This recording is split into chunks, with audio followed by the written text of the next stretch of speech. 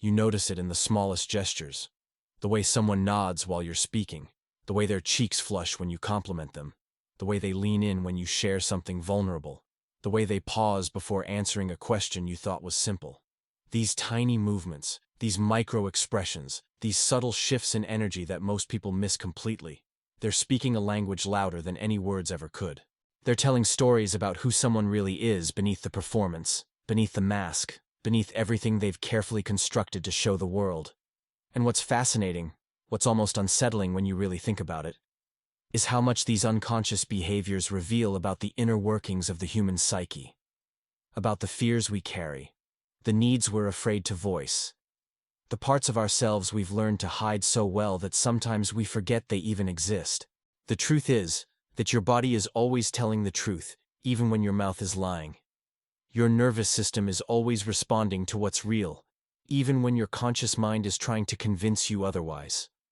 And today, we're going to dive deep into the psychology behind these everyday behaviors, these patterns that shape how we connect, how we trust, how we love, how we protect ourselves from being truly seen. Let's start with something you probably do multiple times in every conversation without even realizing it. Nodding. That simple up and down movement of your head that seems so automatic, so meaningless, so throwaway. But here's what research in social psychology has discovered, and it's going to change how you see every interaction from this moment forward. People who nod more frequently during conversations. People who use this gesture not just to agree, but to show they're actively listening, to encourage the other person to keep speaking, to create a rhythm of connection and validation. These people are consistently rated as more trustworthy, more likable, and more emotionally intelligent by others. And it's not manipulation, it's not a trick, it's something deeper than that. When you nod while someone is speaking, you're sending a subconscious signal that says, I'm here with you. I'm tracking what you're saying. Your words matter to me. You matter to me. You're creating what psychologists call synchrony, this beautiful dance of attunement where two nervous systems start to regulate together, where vulnerability becomes possible because safety has been established through the smallest of gestures. And here's what most people don't understand about this. The people who nod more, they're often the ones who grew up needing to read rooms perfectly, who learned early that paying close attention to others was a survival skill, who developed this hyper-awareness of emotional cues because they had to. They're the children who became experts at managing other people's emotions before they even understood their own. And speaking of things our bodies do that we can't control, let's talk about blushing. You know that sudden rush of heat to your face, that visible redness that creeps up your neck and spreads across your cheeks when you're embarrassed, when you're caught off guard, when someone says something that makes you feel exposed or seen in a way you weren't prepared for. Most people think blushing is just an annoying physiological response, something to be ashamed of, something that makes you look weak or childish or overly sensitive. But the psychology behind blushing tells a completely different story. People who blush easily, people whose faces betray their internal state before they have a chance to compose themselves, they're often perceived as more sincere, more genuine, more morally trustworthy than people who don't. And there's a reason for this that goes deep into evolutionary psychology. Blushing is essentially your body's way of saying, I care what you think of me. I'm affected by this interaction. I have a conscience. I feel things deeply. It's an involuntary signal of empathy and emotional responsiveness that can't be faked, can't be manufactured, can't be performed. And here's the part that's going to resonate if you're someone who blushes easily and has always hated it. You're not weak. You're not overly sensitive. You're actually demonstrating one of the most beautiful aspects of being human, which is the capacity to be moved, to be touched, to feel the weight of connection and judgment and meaning in real time. Your body is refusing to hide, refusing to perform indifference, refusing to pretend that nothing matters when everything matters. Now let me ask you something, and I want you to really think about your answer. When was the last time someone came to you for advice? When was the last time a friend called you in crisis? A family member asked for your opinion? A coworker pulled you aside to get your perspective on something they're struggling with? Because if this happens to you regularly, if you're the person people turn to when they need guidance, there's something happening beneath the surface that you need to understand. People who give advice often, people who are constantly being asked to solve other people's problems, to provide clarity, to offer solutions and strategies and next steps, They're usually carrying a very specific wound from childhood. They learned early, sometimes as young as 5 or 6 years old, that their value came from being useful, from being the one who had answers, from managing chaos and creating order for the adults around them who should have been doing that for them. This is called parentification, and it's one of the most common and least recognized forms of childhood trauma. When you grow up feeling responsible for other people's emotional states, when you become the therapist, the mediator, the problem solver before you even hit puberty, something happens to your sense of self. You learn that love is conditional, that you have to earn your place in people's lives by being indispensable, by never having needs of your own, by always being the strong one, the wise one, the one who gives and gives and gives until there's nothing left. And here's the cruel irony. The better you get at giving advice, the more people come to you for it, which reinforces the belief that this is all you're good for, that if you stopped being useful, you'd be abandoned, that vulnerability is a luxury you can't afford because someone has to hold everything together. And I need to pause here for a moment, because if anything I just said is landing in your chest, like a weight you've been carrying your whole life, if you're realizing that you became the adult in your family when you should have been a child, I want you to do something for me. I want you to leave a comment down below. Something simple like, I was the therapist of the family, or I gave advice before I even understood my own feelings. Because when you share this, when you name this pattern out loud, you're not just validating your own experience, you're also creating a moment of recognition for someone else who's reading through these comments feeling less alone for the first time. And I'm going to tell you something that nobody probably ever told you growing up. It was never your job to fix everyone. It was never your responsibility to manage other people's emotions. You were a child. You deserved to be a child. And the fact that you had to grow up too fast, that you had to become wise and capable and selfless before you even knew who you were, that's not a testament to your strength, even though it required incredible strength. It's a loss. It's a grief. It's something that was taken from you that you can never get back. But here's what you can do now. You can start to notice when you're slipping into that old role. When someone asks for advice, and you feel that familiar pull to fix everything, to have all the answers, to be the solution. And you can practice saying something revolutionary like, I don't know, or that sounds really hard. I'm here to listen, or, honestly, I'm not sure I'm the right person to advise on this. You can start to let yourself be human instead of useful. You can start to take up space with your own needs instead of disappearing into everyone else's. Now go ahead, leave that comment, and know that I see you. I read every single one, and your story matters. Let's shift gears for a second and talk about secrets. Not the fun kind, not surprise party secrets or gift secrets or harmless little white lies. I'm talking about the heavy ones. The secrets about your past, about your family, about the things that happened to you that you've never told anyone, about the parts of yourself you're terrified people will discover. Because here's what's fascinating from a psychological standpoint. People who keep secrets, people who are carrying things they've never spoken out loud, they show measurable increases in anxiety, depression, and physical health problems. But it's not the secret itself that causes the damage. It's the cognitive load of constantly monitoring what you say, constantly editing your stories, constantly living in fear that someone will see through the performance to the truth underneath. Secrets create what psychologists call the divided self, where you have to maintain two versions of who you are, the version you show the world and the version you know yourself to be. And the gap between these two selves becomes a chasm of shame and isolation. And here's what most people don't realize about this pattern. The things we keep secret are usually the things we most need to share. Not with everyone, not on social media, not in some performative vulnerability flex, but with one safe person, one therapist, one friend who's earned the right to hear our story. Because when you finally speak the unspeakable, when you let another human witness the parts of you that you thought were unlovable, something shifts. The secret loses its power.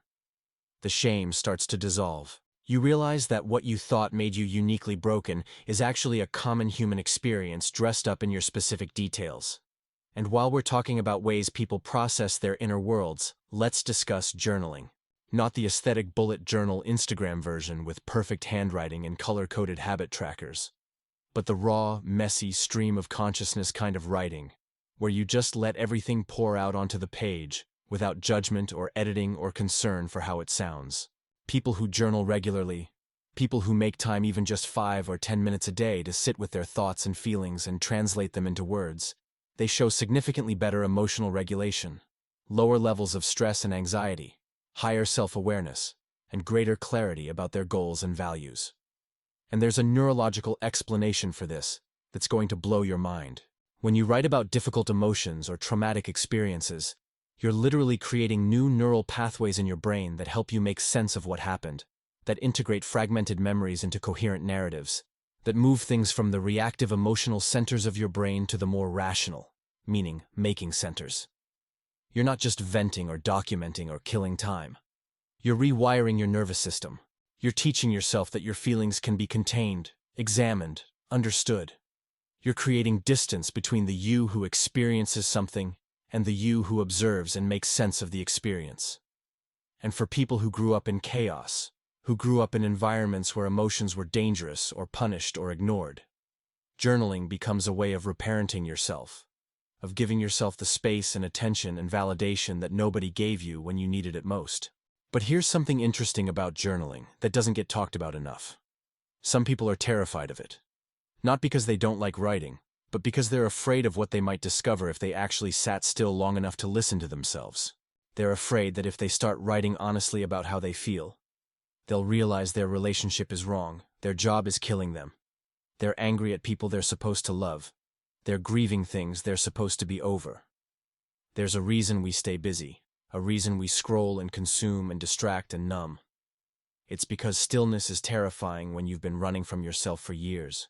And if that's you, if the idea of sitting with a blank page makes your chest tight, I want you to know that's information. That resistance is telling you something important.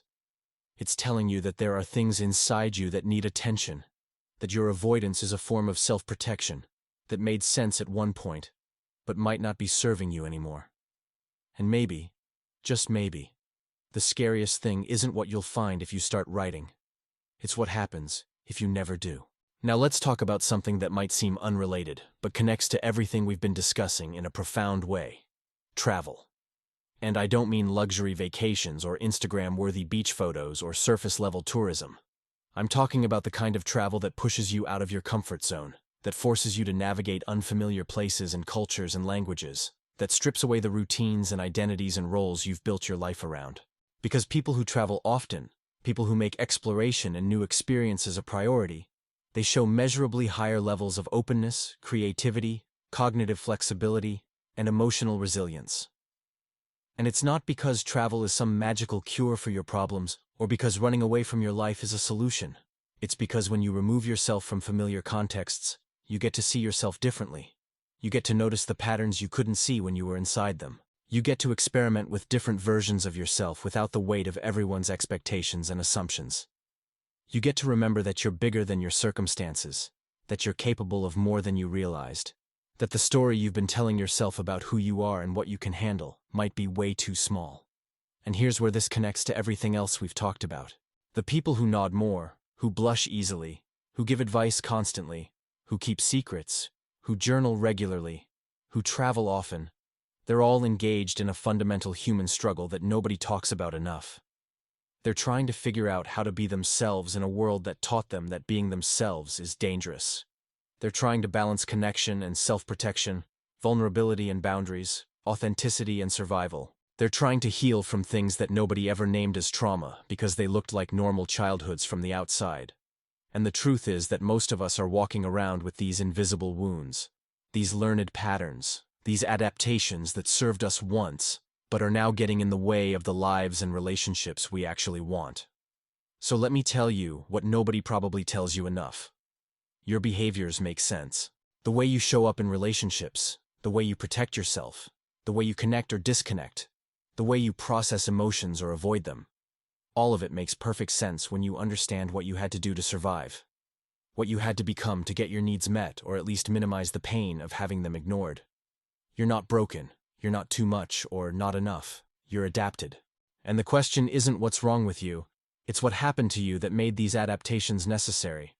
Because once you understand that, once you can look at your patterns with compassion instead of judgment, you can start to make different choices. You can start to ask yourself not just what do I usually do in this situation, but what do I actually want to do? What would feel honest? What would honor both my needs and my values? And here's the thing about healing that's both beautiful and brutal. It doesn't happen in some dramatic moment of revelation where suddenly everything makes sense and you're fixed. It happens in tiny, almost imperceptible shifts. It happens when you catch yourself nodding along with someone's story and realize you're doing it to make them comfortable, rather than because you actually agree. It happens when you blush, and instead of feeling ashamed, you think that's my body being honest, that's me caring, that's okay. It happens when someone asks for advice, and you notice that familiar pressure to have all the answers, and you choose instead to just be present without fixing. It happens when you write one honest paragraph in a journal and realize you don't combust from admitting the truth. It happens when you book a trip not to escape, but to remember who you are outside of your regular life. It happens when you tell one person one secret and discover that they don't run, that they actually see you more clearly and love you more fully because of it. The human psyche is endlessly fascinating because it's endlessly adaptive. We're built to survive, to adjust, to make the best of whatever circumstances we're given. But we're also built for so much more than survival.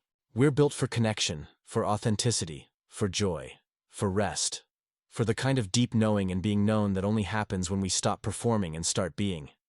And every single behavior we've talked about, from nodding to blushing to advice giving to secret keeping to journaling to traveling, they're all different strategies for navigating this tension between who we had to be and who we actually are. So here's what I want you to take from all of this. Pay attention. Pay attention to the small things, the gestures and reactions and patterns that you've always dismissed as insignificant. Because they're not insignificant. They're clues. They're breadcrumbs leading you back to yourself, to the parts of you that got lost or hidden or sacrificed along the way. And when you notice these patterns, when you catch yourself in the middle of a behavior that suddenly makes sense in a way it never did before, don't judge yourself for it. Get curious instead. Ask yourself, where did I learn this? What purpose does this serve? Is this still working for me? What would change if I did something different? Because awareness is the first step to everything. You can't change what you can't see. You can't heal what you won't acknowledge. You can't become who you're meant to be if you're still living on autopilot, still running the same programs that were installed decades ago by people who didn't know any better. And listen, if you're feeling like this video is speaking directly to your soul, if you're recognizing yourself in every pattern we've discussed, I want you to know that you're exactly where you need to be. This channel exists to create a space where we can talk about these things, where we can dive deep into the psychology of being human without judgment or superficiality. Every week I bring you content about emotional healing, self-awareness, relationship patterns, and the kind of inner work that actually transforms lives. If you want to continue this journey with me, if you want to be part of a community that values depth and honesty and real growth, hit that subscribe button and turn on notifications. This isn't just about watching videos. It's about choosing to show up for yourself in a new way. It's about saying, yes, I'm ready to understand myself better. I'm ready to heal. I'm ready to stop running from my own truth. So subscribe, join us, and let's keep doing this work together. Now here's something that ties all of this together in a way that might surprise you.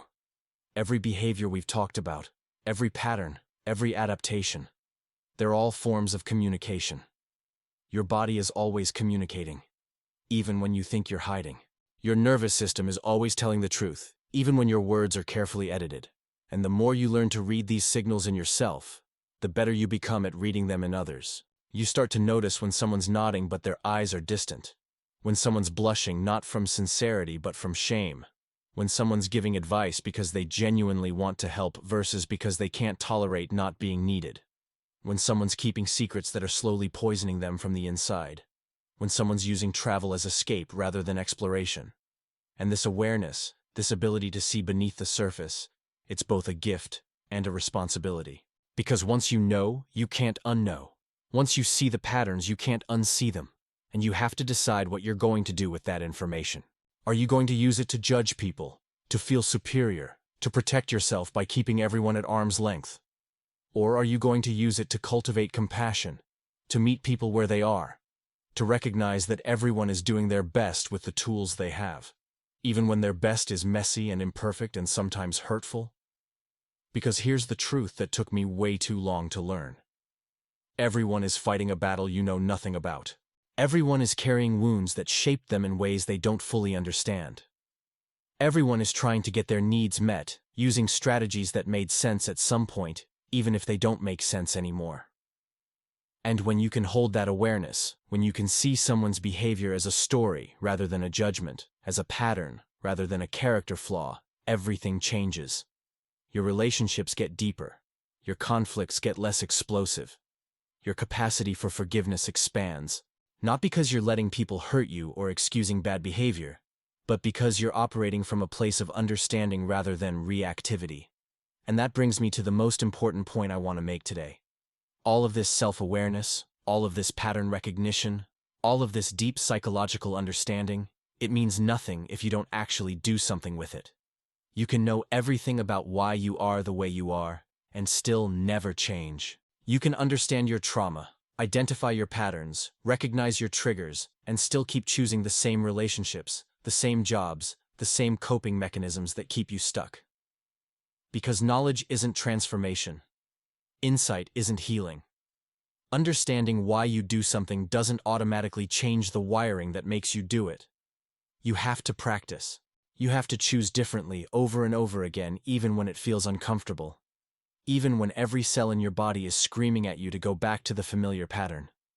You have to build new neural pathways through repetition, through failing and trying again, through being willing to feel awkward and uncertain and exposed as you learn new ways of being. And this is where most people give up. This is where the gap between knowing and doing becomes too wide, too uncomfortable, too demanding. Because change requires you to tolerate discomfort. It requires you to sit with the anxiety of doing something different, the fear of losing people when you set boundaries, the grief of accepting that some patterns served you once but are now holding you back, the vulnerability of showing up as your real self instead of your performed self. And our brains are wired to avoid discomfort, to choose the devil we know over the unknown, to maintain homeostasis even when homeostasis is miserable. So you have to be willing to override that wiring. You have to be willing to say this pattern isn't serving me anymore, even though it's familiar. This relationship isn't healthy, even though I'm terrified of being alone. This job is killing my soul, even though the money is good. This version of myself isn't authentic, even though it's what everyone expects. Here's what I wish someone had told me years ago when I was stuck in the same cycles, repeating the same mistakes, understanding everything intellectually but changing nothing in reality. Healing isn't linear. Growth isn't linear. You're going to have breakthrough moments followed by setbacks. You're going to make progress and then regress. You're going to think you've healed something and then have it triggered again in a new context. And that's not failure. That's not evidence that you're broken beyond repair or that healing doesn't work or that you should just give up. That's the actual process. That's what it looks like to rewire a nervous system, to update your internal operating system, to become someone new while still carrying all the experiences that shaped the old you. And the only way through it is through it. The only way out is in. The only way to heal is to feel everything you've been avoiding, to face everything you've been running from, to sit with the discomfort until it transforms into something else. And I want to be really clear about something because this is important. I'm not telling you to heal for other people. I'm not telling you to change so you can be more palatable, more lovable, more successful, more whatever standard society or your family or your partner has decided you should be.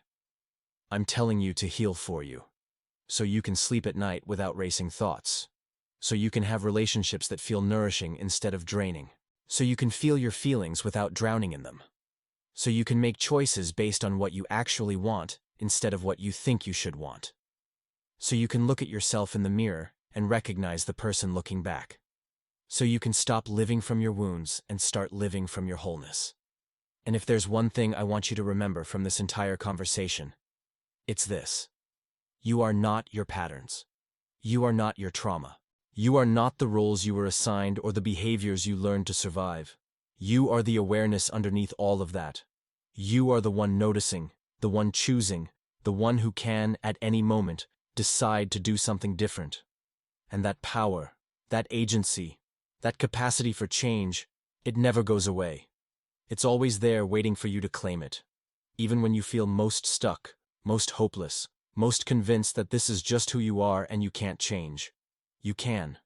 It won't be easy. It won't be fast. It won't follow some neat timeline or formula. But you can. And every small choice you make in the direction of healing, every time you choose awareness over autopilot, every time you choose authenticity over performance, every time you choose yourself even when it's hard, you're proving it. You're becoming it. You're living it. So look at your behaviors. Look at your patterns. Look at the ways you show up in the world with curiosity and compassion instead of judgment. And then ask yourself the question that changes everything. Who would I be if I wasn't running these programs anymore? Who would I be if I let myself be seen? Who would I be if I trusted that I'm enough exactly as I am? Because that person, that version of you that exists underneath all the adaptations and defenses and learned behaviors, that person has been waiting your whole life for you to come home.